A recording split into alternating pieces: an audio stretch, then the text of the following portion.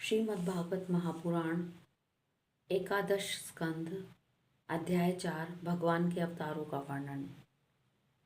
राजा निमि ने पूछा, योगीश्वरों, भगवान स्वतंत्रता से अपने भक्तों की भक्ति के वश होकर अनेकों प्रकार के अवतार ग्रहण करते हैं और अनेकों लीलाएं करते हैं। आप लोग कृपा करके भगवान की उन लीलाओं का वर्णन कीजिए जो अब तक कर चुके हैं, कर रहे हैं या करेंगे। अब साथ में योगीश्वर द्रुमिल जी ने कहा, राजन, भगवान अनंत है, उनके गुण भी अनंत हैं। जो यह सोचता है कि मैं उनके गुणों को गिन लूंगा वह मूर्ख है, बालक है।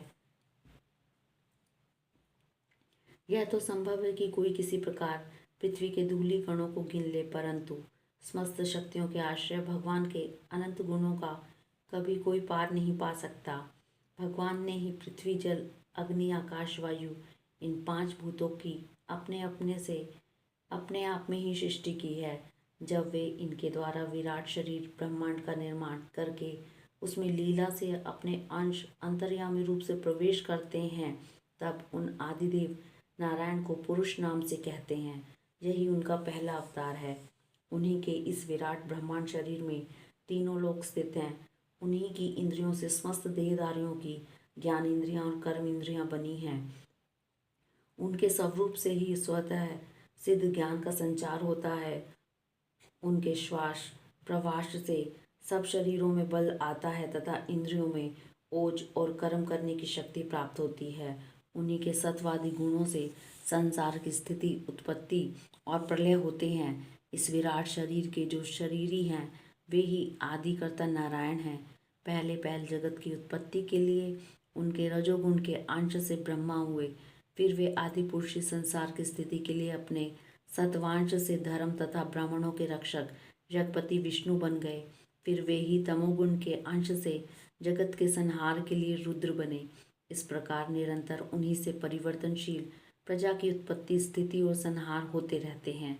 दक्ष प्रजापति की एक कन्या का नाम था मूर्ति। वह धर्म की पत्नी थी।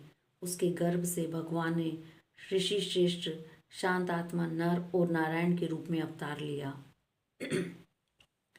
उन्होंने आत्म तत्व का साक्षात्कार कराने वाले उस भगवत आराधन रूप कर्म का उपदेश किया, जो वास्तव में कर्म बंधन से छुड़ाने वाला और निष्कर्म स्थिति को प्राप्त कराने वाला है। उन्होंने स्वयं भी वैसे ही कर्म का अनुष्ठान किया। बड़े बड़े ऋषि मुनि उनके चरण कमलों की सेवा करते रहते हैं। वे आज भी बद्री का आश्रम में उसी कर्म का आचरण करते हुए विराजमान हैं। आज अपनी घोर तपस्या के द्वारा मेरा धाम छीनना चाहते हैं। इंद्र ने ऐसी आशंका करके स्त्री, वसंत आदि दल बदल के साथ कामदेव को उनकी तपस्या में विघ्न डालने के लिए भेजा। कामदेव को भगवान की महिमा का ज्ञान न था, इसलिए वह अप्सरागण, वसंत तथा मंदमंद वायु के साथ बद्री का आश्रम में जाकर स्त्रियों के कटाक्ष बाणों से उन्हें घायल करने की चेष्टा करने लगा। आदिदेव नर नारायण ने यह जानकर कि यह इंद्र का कुचक्र है, भय से कांपते हुए काम आदि को हंसकर कहा। उस समय उसके मन में किसी प्रकार का अभिमान या आश्चर्य नहीं था। कामदेव, मल्या, मारुत और देवांगनाओं, तुम लोग डरो मत, हमारा आतिथ्य स्वीकार करो। अभी यहीं ठहरो, हमारा आश्रय सुना मत करो। राजन, जब नारायण ऋषि ने उन्हें अभयदान देते हुए इस प्रकार कहा, तब कामदेव आदि के सिर लज्जा से झुक गए। उन्होंने दयालु प्रभु नर नारायण से कहा, भगवान, आपके लिए यह कोई आश्चर्य की बात नहीं, क्योंकि आप माया से परे और निर्विकार हैं। बड़े बड़े आत्माराम और धीर पुरुष निरंतर आपके चरण कमलों में प्रणाम करते रहते हैं। आपके भक्त आपकी भक्ति के प्रभाव से देवताओं की राजधानी अमरावती का उल्लंघन करके आपके परम पद को प्राप्त होते हैं। इसलिए जब वे भजन करने लगते हैं तब देवता लोग तरह तरह से उनकी साधना में विघ्न डालते रहते हैं, किंतु जो लोग केवल कर्म कांड में लगे रहकर यज्ञ आदि के द्वारा देवताओं को बलि के रूप में उनका भाग देते रहते हैं, उन लोगों के मार्ग में वे किसी प्रकार का विघ्न नहीं डालते। परंतु प्रभु, आपके भक्तजन उनके द्वारा उपस्थित की हुई विघ्न बाधाओं से गिरते नहीं, बल्कि आपके कर कमलों की छत्र छाया में रहते हुए वे विघ्नों के सिर पर पैर रखकर आगे बढ़ जाते हैं, अपने लक्ष्य से च्युत नहीं होते।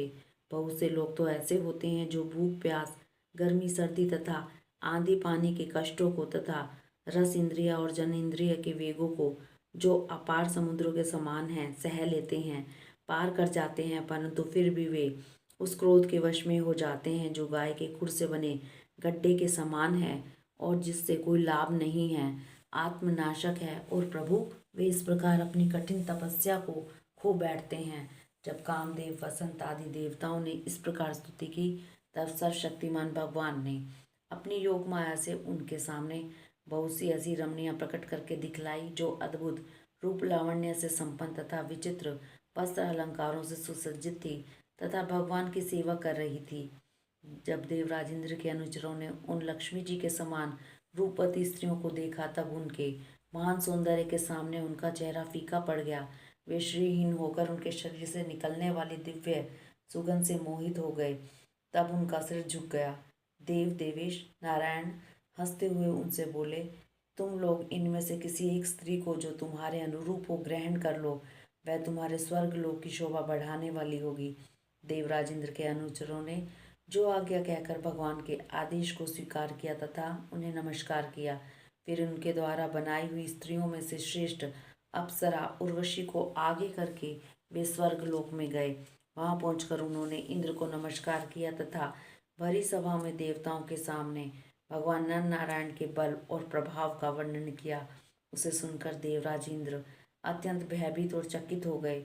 भगवान विष्णु ने अपने स्वरूप में एक रस स्थित रहते हुए भी संपूर्ण जगत के कल्याण के लिए बहुत से कला अवतार ग्रहण किए हैं। विधिराज, हंस, दत्तात्रेय, सनक सनंदन, सनातन, सनत कुमार और हमारे पिता ऋषभ के रूप में अवतीर्ण होकर उन्होंने आत्म साक्षात्कार के साधनों का उपदेश किया है।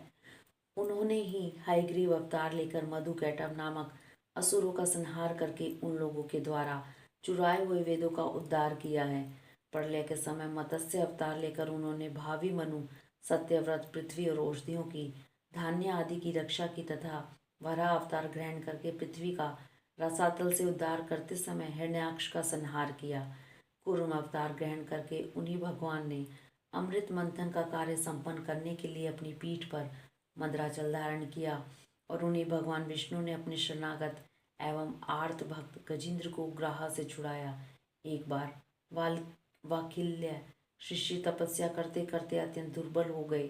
जब वे कश्यप ऋषि के लिए समीधा ला रहे थे, तब थककर गाय के खुर से बने हुए गड्ढे में गिर पड़े, मानो समुद्र में गिर गए हों। उन्होंने जब स्तुति की, तब भगवान ने अवतार लेकर उनका उद्धार किया। वृतासुर को मारने के लिए जब इंद्र को ब्रह्म हत्या लगी और वे उसके भय से भागकर छिप गए, तब भगवान ने उस हत्या से इंद्र की रक्षा की।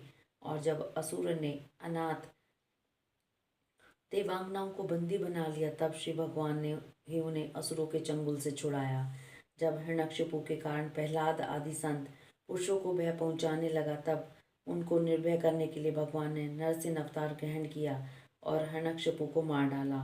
उन्होंने देवताओं की रक्षा के लिए देवासुर संग्राम में दैत्यपतियों का वध किया और विभिन्न मनमंत्रों में अपनी शक्ति से अनेकों कला अवतार धारण करके त्रिभुवन की रक्षा की। फिर वामन अवतार ग्रहण करके उन्होंने याचना के बहाने इस पृथ्वी को दैत्यराज बलि से छीन लिया और अदिति नंदन देवताओं को दे दिया। परशुराम अवतार ग्रहण करके उन्होंने ही पृथ्वी को 21 बार क्षत्रियहीन किया।